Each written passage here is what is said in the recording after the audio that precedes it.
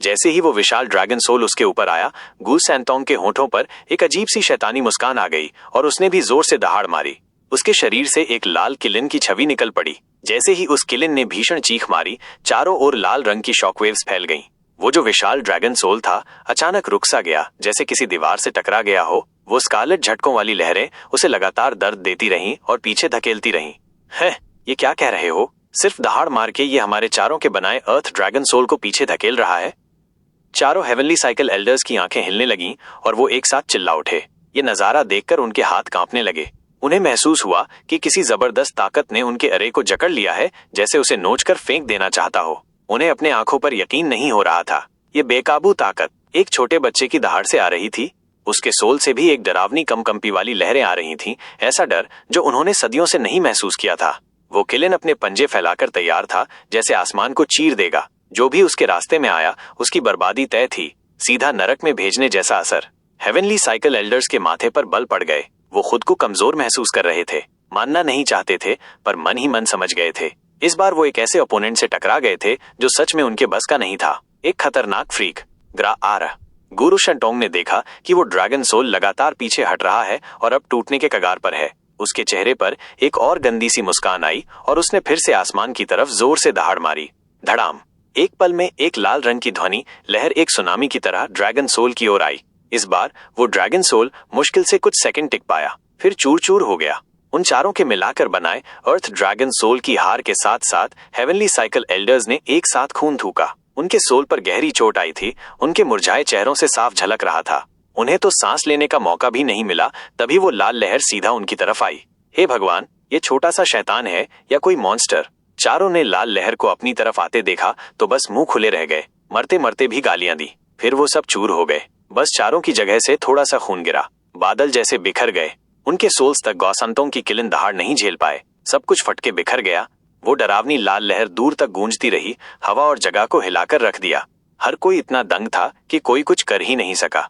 3 महान guardian sects के 4 महान 105 ड्रैगन्स बस एक 7 साल के बच्चे ने ऐसे ही खत्म कर दिए। हे भगवान, यह अजूबा आया कहां से? मिस्टिकल हेवन सेक्ट का सेक्ट लीडर श्वान और उसकी टीम पसीने पसीने हो गए। वो अब भी उस लगातार दहाड़ते गू संतोंग को बस देखते रह गए। सिर्फ वो ही नहीं, डीमन स्कीमिंग सेक्ट के लोग भी सन्न हो गए थे। उन्हें लगा था कि स्टुअर्ट जियो ने किसी जबरदस्त को बुलाया है, पर इतना भी नहीं सोचा था कि ये बच्चा इतनी आसानी से ये कर डालेगा। मिस्टिकल हेवन सेक्ट के वो चारों ड्रैगन एक बच्चा मार देगा क्या? इस दुनिया को क्या हो गया है? डीमन स्कीमिंग सेक्ट के लोग तो मिस्टिकल हेवन सेक्ट के लिए दया महसूस करने लगे।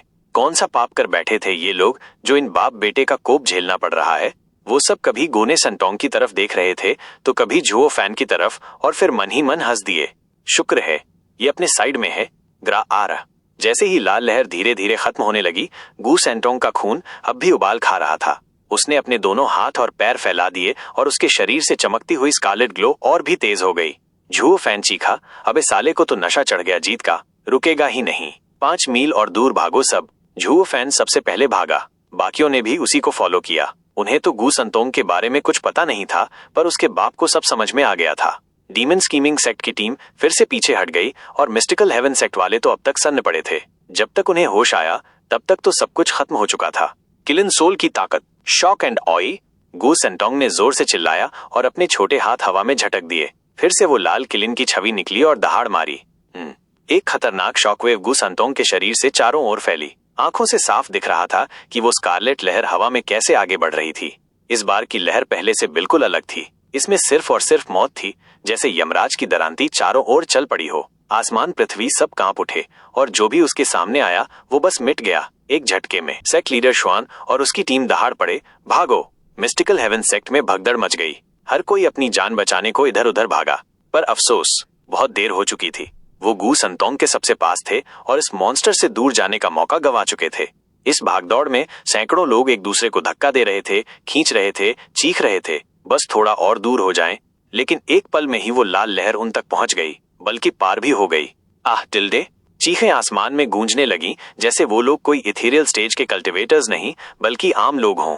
कुछ भी नहीं बचा। चाहे उन्होंने अपनी सोल की पूरी ताकत से खुद को बचाने की कोशिश की, फिर भी उनकी बॉडी एक झटके में राख बन गई और सोल वो धीरे धीरे हिलते हुए बिखर गया।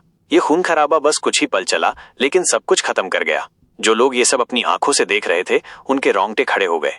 उन्होंने देखा कि वो लाल लहर हर चीज को खत्म करती जा रही थी।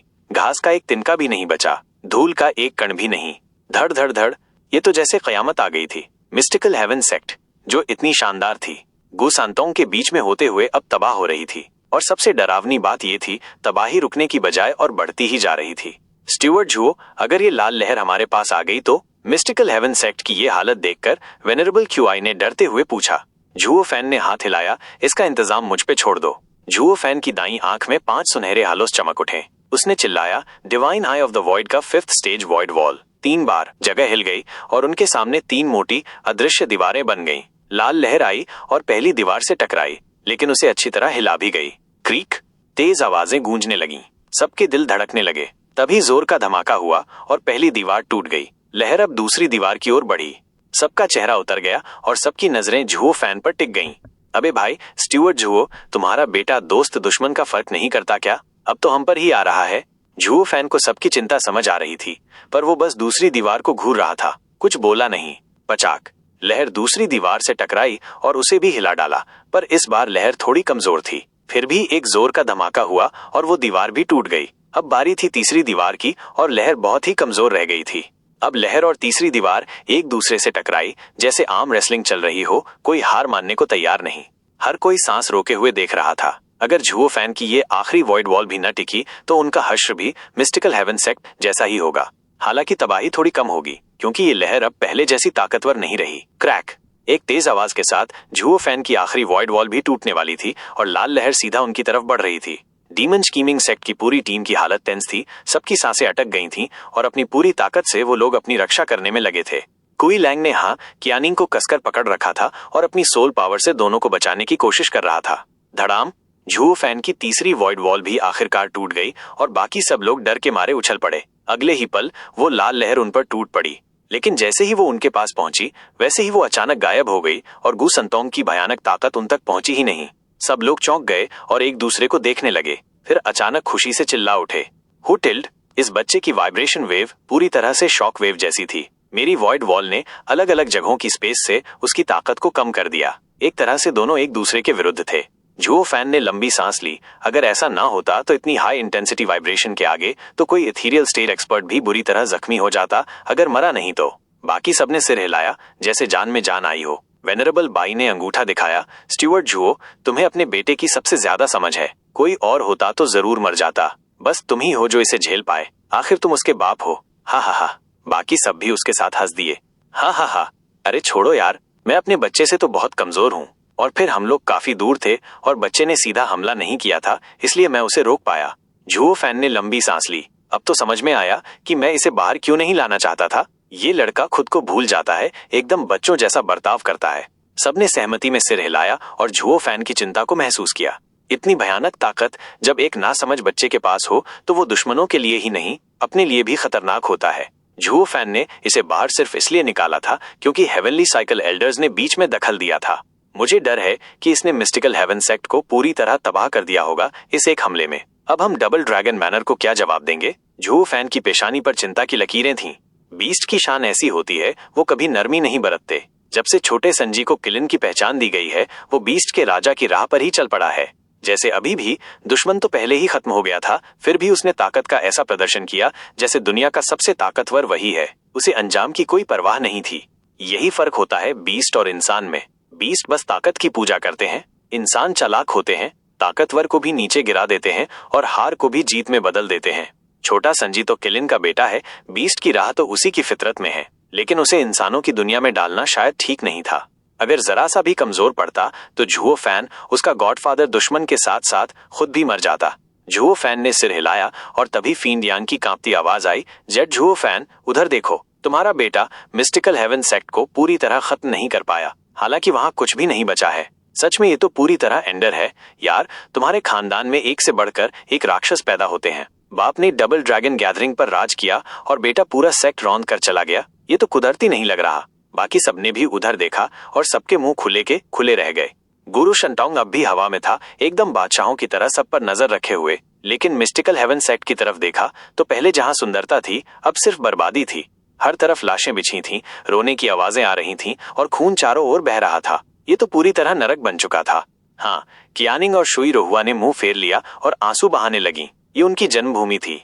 छू किंगचेंग ने भी मुंह फेर लिया, हालांकि वो यहाँ ज्यादा समय तक रही नहीं थी। डैड मॉम, मैंने सबको चटाई कर दी और आधा घंटा भी नहीं लगा। गू सेंटोंग मुस्कराया और उनकी तरफ उड़ता हुआ आया। बाकी सब इतने डर गए थे कि उससे आंख मिलाने की हिम्मत भी नहीं हो रही थी। कौन सा बच्चा पूरा का पूरा सेक्ट मिटा सकता है?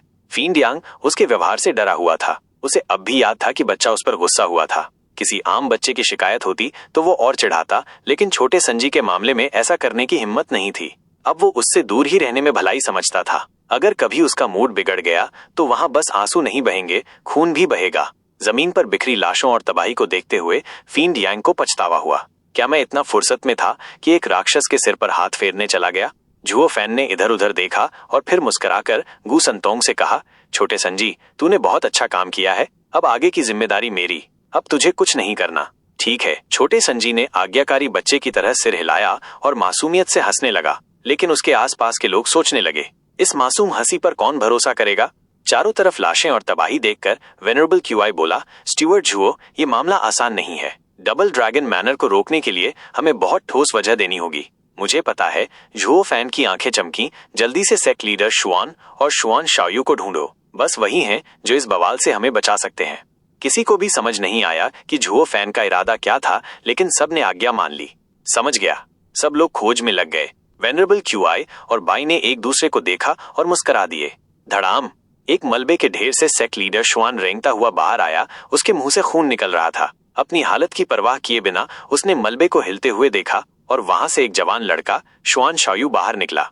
शुआन शाओयू की हालत बहुत खराब थी। उसकी स्पिरिचुअल आर्मर टूट चुकी थी और उसके शरीर से लटक रही थी। शुक्र है कि ये 9th ग्रेड की स्पिरिचुअल आर्मर थी जिसने इसकी जान बचा ली। सेक्ट लीडर शुआन ने उसका हाथ पकड़ा और सोल पावर से उसकी हालत देखी, फिर खुश होकर हंसा। शाओयू, तू ठीक है? ये देखकर मैं बहुत खुश हूँ। शुआन शाओयू ने आंखें खोली और अपने पिता को देखा, फिर कराहते हुए बोला, डैड, जुओ फैन ने हमारा सेक्ट तबाह कर दिया। हम उसे ऐसे नहीं छोड़ सकते। चिंता मत कर, मैं जरूर उसे टुकड़ों में बांट दूंगा तेरे लिए। सेक्ट लीडर शुआन के चेहरे पर सख्ती थी। शुआन शाओयू ने कमजोरी में भी एक मुस्कान दी। बहुत अच्छा जुओ फैन, मैं तुझे और जूनियर सिस्टर किंगचेंग को कभी साथ खुश नहीं रहने दूंगा। हा हा हा, तुझे खुद की हालत का होश नहीं और तुझे किंगचेंग और मेरी खुशी की फिक्र है। बहुत शुक्रिया।